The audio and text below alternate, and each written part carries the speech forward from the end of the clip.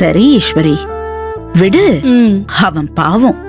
உன் மேல இருக்கிற பாசத்தினால தானே நீ தூங்குறதுக்கு கஷ்டப்படுறேங்கிறதுக்காக கட்டிலும் மெத்தையும் வாங்கிட்டு வந்திருக்கான். இதுக்கு போய் கோச்சுக்கிட்டா என்ன அர்த்தம்? சரி, புரியுது எதுக்காக கோவப்படுறேன்னு. உன்கிட்ட சொல்லாம செஞ்சுட்டான், அவ்வளவுதானே. இது வரைக்கும் உன்கிட்ட சொல்லாம அவன் எதுவுமே செஞ்சது இல்ல. அது அவனுக்கு உன் மேலையும் உன் வயித்துல இருக்கிற குழந்தைங்க மேலையும் கண்ணு முன்னு தெரியாத பாசம். பாசத்துல எதையோ செஞ்சிடறான். அதான் உன்கிட்ட சொல்லாம செஞ்சிருக்கான். இந்த வாட்டி மன்னிச்சிடு, சரியா?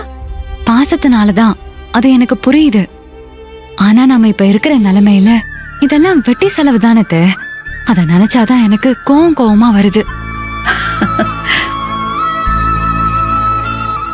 ஈஸ்வரி, வெட்டி செலவுன்னு நினைச்சா எல்லாமே வெட்டி செலவுதான். ஆனா இப்ப நீ கர்ப்பமா இருக்க. கட்டிலும் மெத்தையும் நீ ஆடம்பரமா நினைக்காத.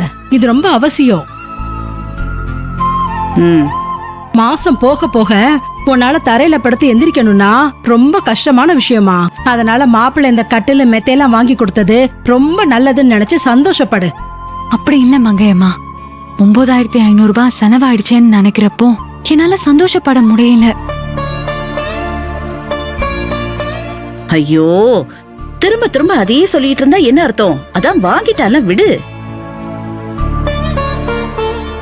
எனக்காக நான் தான் சொல்றேன்ல, எனக்காக அவனை விட்டுரு, சரியா? சரி.